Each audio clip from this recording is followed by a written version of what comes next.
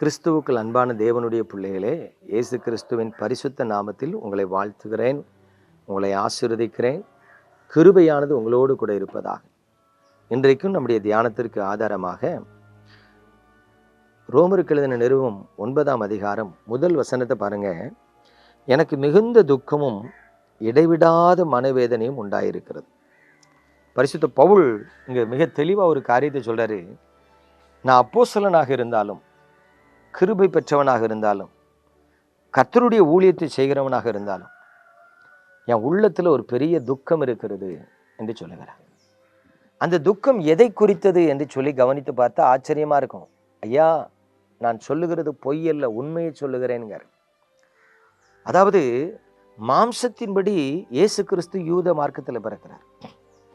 ஆனா யூதர்கள் தேவனை அறியாதவர்களா இருக்கிறாங்க.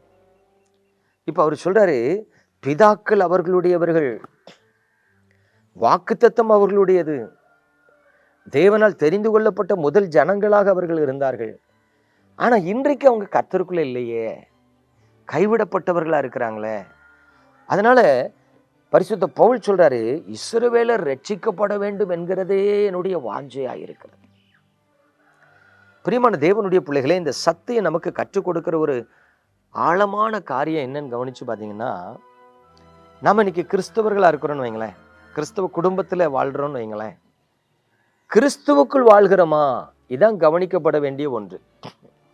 எனக்கு ஒரு குடும்பத்தை நல்லா தெரியும். காலையிலே அந்த அக்கா பார்த்தீங்கன்னா எலும்பி லைட்டு போட்டு வீடை பெருக்கி முடிச்சுட்டு உட்காந்து பாட்டு பாடி அப்படியே ஜோம் பண்ணிட்டு இருப்பாங்க. ஜோமணி முடிச்சுட்டு தான் பாத்திரம் கழுவுறது, காப்பி போடுறது, மற்ற வேலைகள் எல்லாம் செய்வாங்க. ஆனா அவங்க குடும்பத்துல கணவரோ பிள்ளைகளோ பாருங்க 7 மணி வரைக்கும் தூங்குவாங்க. நான் ஒரு டைம் ஊழியத்துக்கு போகும்போது அவங்க வீட்டில் தங்கியிருந்தேன். எனக்கு காலையில் 5 மணிக்கு காப்பி தருவாங்க அவங்க. ஏன்னா நான் சொல்வேன், நான் 4 மணிக்கெல்லாம் எழும்பி ஜோமனுக்கு எனக்கு ஒரு 5 மணிக்கு காப்பி வேணும், தந்துடுவாங்க. ஒரு நாள் அவங்ககிட்ட கேட்க, அக்கா காலையிலே நீங்கள் எழும்பி ஜோம் பண்ணுறீங்களக்கா, பிள்ளைகள் அண்ணன் எல்லாம் தூங்கிட்டே இருக்காங்களே 7 மணி வரைக்கும், அப்போ அவங்க ஜெபிக்க வேண்டாமா?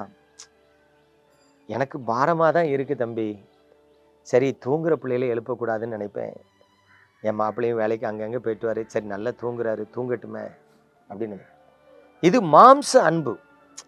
சரி, தூங்குறவங்களை எழுப்பக்கூடாது, நல்லா தூங்குறாங்க, சடவாக தூங்குறாங்க, சரி அவங்களுக்கு சரீரத்தில் பலவீனம் வந்துடக்கூடாது, மாம்ச அன்பு.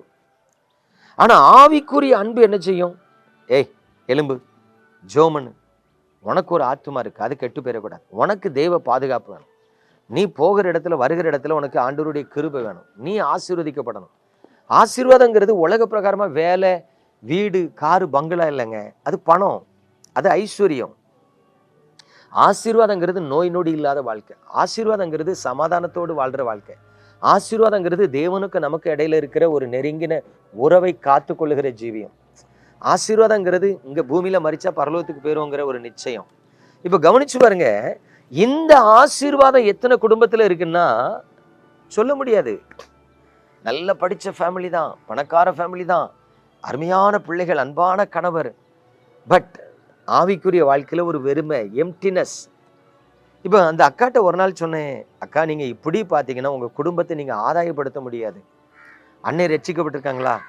உடனே அவங்க சொல்றாங்க, அண்ணே ரட்சிக்கப்படலம்மா, ஆனா நல்ல மனுஷம்மா, அண்ணனை மாதிரி அன்புள்ளவங்கள பார்க்க முடியாது, ஏழைகளுக்கெல்லாம் நல்லா உதவி செய்வாங்கம்மா, கோயிலுக்கெல்லாம் நல்லா காணிக்க கொடுப்பாங்கம்மா, அன்பான மனுஷம்மா, யாரையும் பேச மாட்டாங்கம்மா. நல்லது. நான் கேட்டேன், ஆனா கிறிஸ்துவுக்குள் இருக்கிறாரா? ஜோம் பண்ணுவாங்க, கோயிலுக்கு வருவாங்க, ரொம்ப பெருசா பக்தியை காட்ட மாட்டாங்க. இப்ப யோசித்து பாருங்க, எவ்வளவு பெரிய ஆபத்துல இருக்காங்க. ஐயா, எவ்வளவு பெரிய ஆபத்துல இருக்காங்க.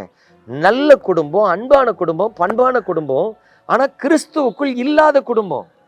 அந்த அக்கா மட்டும் ஜெபிக்காங்க, ஆனா அந்த குடும்பத்தை பிள்ளைகளை ஆதாயப்படுத்தல. எவ்வளவு பரிதாபமான நிலையில இருக்காங்க பாருங்க. இதைத்தான் பரிசுத்த பவுல் சொல்றாரு, எனக்கு இடைவிடாத துக்கம் இருக்கு. ஏன்? என் ஜனங்கள் ரட்சிக்கப்படணுமே, என் புருஷன் ரட்சிக்கப்படணுமே, என் பிள்ளை ரட்சிக்கப்படணுமே, எங்க அப்பா ரட்சிக்கப்படணுமே, என் கூட பிறந்த அண்ணன் தம்பி அக்கா தங்கச்சி ரட்சிக்கப்படணுமே. இன்னைக்கு உங்களுக்குள்ள அந்த பாரம் இருக்கா? கவனிங்க. அது பாரம் இல்லைன்னா நீங்க கிறிஸ்தவர்கள் என்று நான் உங்களை எப்படி விசுவாசிப்பேன்? நீங்க கிறிஸ்தவர்கள் என்று எப்படி நீங்கள் உங்களை அடையாளப்படுத்துவீங்க? பிரியமானவர்களே, நிறைய கிறிஸ்தவர்களை பார்த்திருக்கேன், நான் பைத்தியம் தான் சொல்லுவேன். என்ன தெரியுமா? இந்தியாவை இரட்சியும் ஆண்டவரே, இந்தியாவில் எழுப்புதலை தாரும் ஆண்டவரேம்மா. இங்க பார்த்தா புருஷன்ட்டு சண்டை போட்டுட்டு இருப்பான், பொண்டாட்டியை நேசிக்க மாட்டான். பிள்ளைகள் மனம் திரும்பாம இருக்கும், பிள்ளைகளுக்காக புருஷனுக்காக பொண்டாட்டிக்காக ஜெபிக்காம எங்கேயோ திறப்புல நின்று அவங்க இந்தியாவுக்காக ஜெபிக்காங்களாம். எதுக்குங்க? எதுக்கு? உன் சொந்த குடும்பத்தை ரட்சிப்புகளை நடத்து. யோசுவா சொல்றாரு, நானும் என் வீட்டாருமோ வென்றால் கர்த்தரையே சேவிப்போம். நிறைய சபைகளுக்கு நான் போகும்போது பார்க்குற ஒரு வேதனையான காரியம் என்ன தெரியுமா? சில சபையில பெண்கள் கூட்டம் நிறையா இருக்கும், ஆண்கள் 4 பேர் தான் இருப்பான். சில சபையில பார்த்தீங்கன்னா ஆண்கள் கொஞ்சம் இருப்பான், பெண்கள் கொஞ்சம் இருப்பான், பிள்ளைகளே இருக்காது, வாலிப பிள்ளைகளே இருக்க மாட்டாங்க. நான் நிறைய சபையில பார்க்கேன், வாலிப பிள்ளைகளே இல்லாத சபைகள்லாம் இருக்குங்க. அப்ப என்னன்னா, குடும்பமா சர்ச்சுக்கு வரல, கிறிஸ்தவர்கள் தான் 10 வருஷம் 20 வருஷம் சபைக்கு வராங்க, குடும்பமா ஒருத்தனும் வரமாட்டிக்கான்னு தோணுது. ஒரு நாள் வராததை சொல்லலைங்க, வழக்கமாவே குடும்பமா வரமாட்டிக்காங்க. குடும்பத்துல ஒருத்தர் தான் சர்ச்சுக்கு போறாங்க. இப்போ அந்த ஆலயத்துக்கு வருகிறவர்களுக்குள்ள ஒரு ஆத்தும பாரம் வேணும் வேண்டாமா? என் கணவர் ரட்சிக்கப்படணும், என் பிள்ளை ரட்சிக்கப்படணும், என் அக்கா ரட்சிக்கப்படணும். இந்த பாரம் இல்லாம நீங்க ஆலயத்துக்கு வந்துட்டு போனீங்கன்னா அறுவடையை பார்க்க முடியாது, எழுப்புதலை பார்க்க முடியாது. பிரியமானவர்களே, பவுல் அப்போஸ்தலனுக்குள்ள காணப்பட்ட அந்த பாரம் உங்களுக்கு வரட்டும் என்று இயேசுவின் நாமத்துல வாழ்த்துகிறேன். தயவு செய்து உங்க குடும்பத்தாரின் ரட்சிப்புக்கு, கிறிஸ்தவர்களின் மனம் திரும்புதலுக்கு ஜெபம். நம்ம ஜெபிப்போமா? எங்கள் அன்பின் பரலோக தகப்பனே, பரிசுத்தமான இந்த காலை வேளைக்காக உமக்கு ஸ்தோத்திரம். உமது கிருபையுள்ள கரத்தில் எங்களை தாழ்த்துகிறோம் தகப்பனே. இந்த நாட்கள்ல எங்கள் இனஜன பந்துக்களை கர்த்தருக்குள் நடத்துகிற ஒரு பாக்கியத்தை தார். எங்கள் இனஜன பந்துக்களை ஆத்துமாதான் செய்யக்கூடிய ஒரு கிருபையை தார் ஆண்டவரே.